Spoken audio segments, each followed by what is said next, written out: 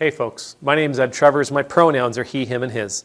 I'm an Anglican priest serving in the beautiful parish of St. Margaret of Scotland that sits on the ancestral and on the unceded territory of the Mi'kmaq people. Gwe.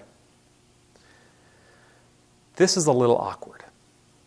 This will probably get me a little hate mail, or at least mail that condemns me to the fiery depths of hell. But a couple of weeks ago, Tucker Carlson had a guest on his show. The gentleman was from the Satanic Temple of America. Tucker brought him on because he wanted to talk about a new after-school program that the Satanic Temple of America has started in Illinois.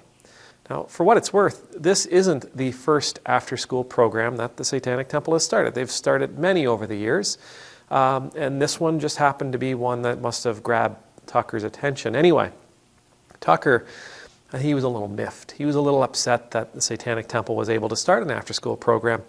The gentleman from the temple said, well, you know, this is it's in response to already existing Christian programs at the same school, that it's there as an alternative.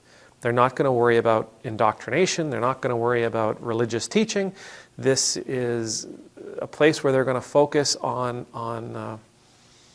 free study. You know, like they're going to let the kids figure out what they want to talk about. Let the kids figure out what they want to research. I suspect it'd be a great way of getting the homework done before you have to go to school. They're bringing in trained teachers, qualified teachers. They've done security background checks on all the people that are working there to make sure that they're safe, that they're not people who've abused, who've abused vulnerable sections of the population in the past.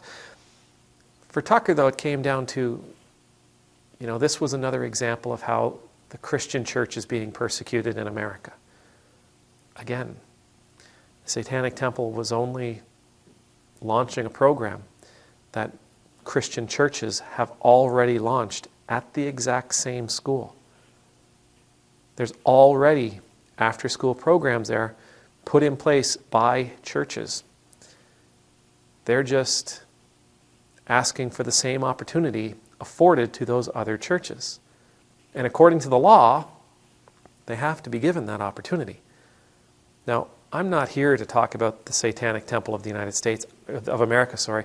I don't know anything about them.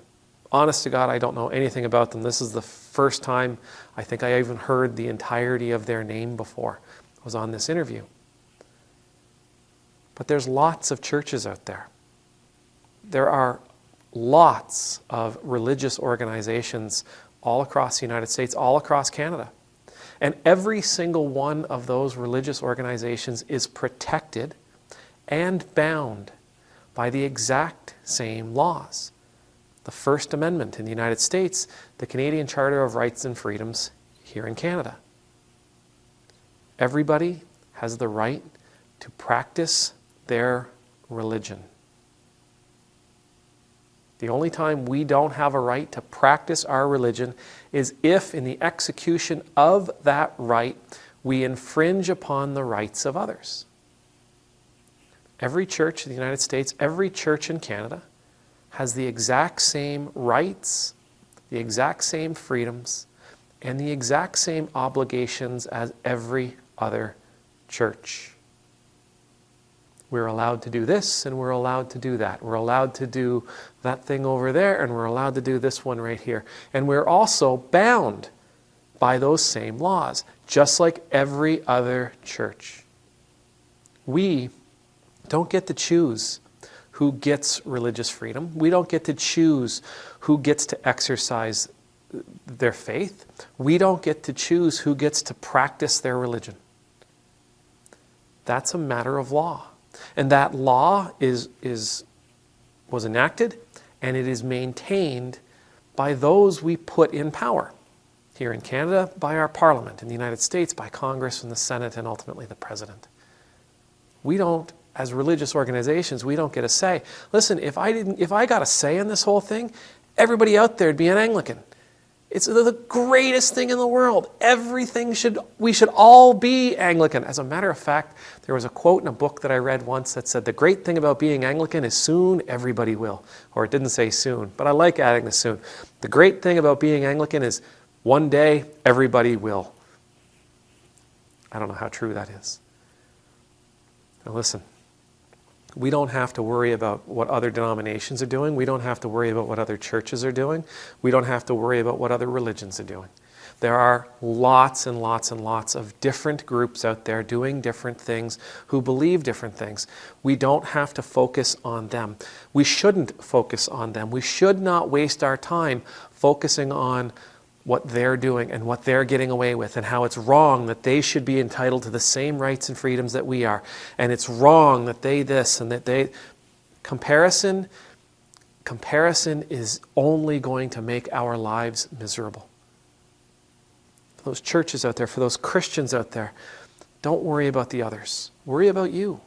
Worry about your mission, right? Make sure that if you're worried that kids are going to be influenced by something, well, make sure that you're offering them an image of God that is one of love and one of decency and one of law, one of justice and equality, one of inclusion. Make sure that the kids understand that they can't. Make sure everybody understands that your arms are always open to them. Your doors are always open to them. That there is nothing they could have done that would ever make you want to pull away from them. Be Christ in their life. Don't focus on that other group. Focus on your group. Focus on your mission. Focus on your call. Focus on what you can do in your community. Focus on helping the people that are living around you. We've all been given a purpose in this world. We are all given a mission in this world. God has seen to that. God has placed that on our hearts, that there is a job for you.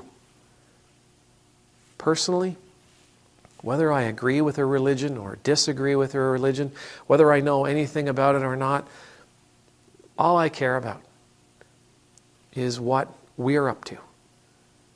Are we doing what is good and right and just? Are we living in right relationship with our neighbors?